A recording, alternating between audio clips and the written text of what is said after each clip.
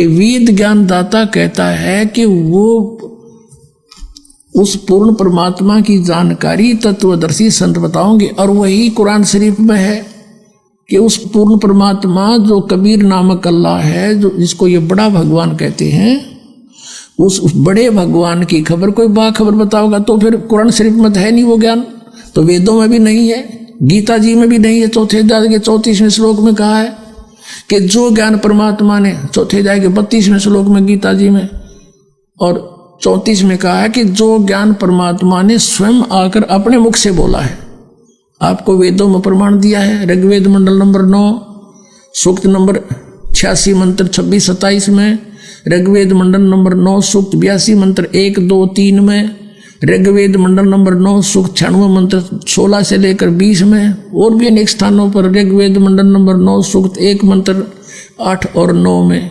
ऋग्वेद मंडल number 9 सूक्त 20 मंत्र 1 में, और भी अनेक स्थानों पर कहा है कि परमात्मा ऊपर सतलोक में रहता है, ऊपर तीसरे मुक्तिधाम में, वहां से सह शरीर चल कर आता है। और यहाँ फिर 3 सतिथि में आता है। एक सतिथि में सतलोक में रहता है, मनुष्य दृश्य है, करोड़ सूर्य मिला दे, करोड़ चंद्रमा, ऐसा उसका एक रोमकूप का प्रकाश है, इससे भी अधिक है।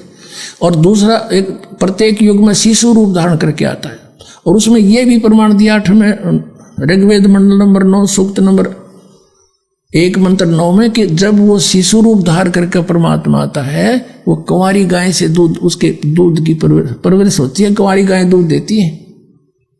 तो ये लीला कबीर परमेश्वर जब आए थे बालक रूप धार के, उस समय 25 दिन के हो गए थे, उन्होंने कोई जलपान नहीं किया, मुंह बोली माता चिंतित होगी थी। तब शिवलोक से आए थे, शिवपुरी परमात्मा की प्रेरणा से एक साधु रूप बनाकर, और फिर कबीर साहब ने उसको कहा था कि आप ऐसे ऐसे कहो इनको। तब कबीर साहब ने बातें की 25 दिन के बालक ने। तब एक कुंवारी गाय मंगवाई गई थी, और कबीर साहब ने कहा था शिव जी तो इसकी कमर पर हाथ मार दे, थपकी मार, इसको आशीर्वाद दे। आशीर्वाद देते उसमें दूध चलने लग गया। फिर उस गाय से कबीर परमात्मा की परवरिश हुई थी। तो वो परमात्मा कबीर साहब हैं, वो काशी में धानक रूप में आए थे, वो परमात्मा है वो।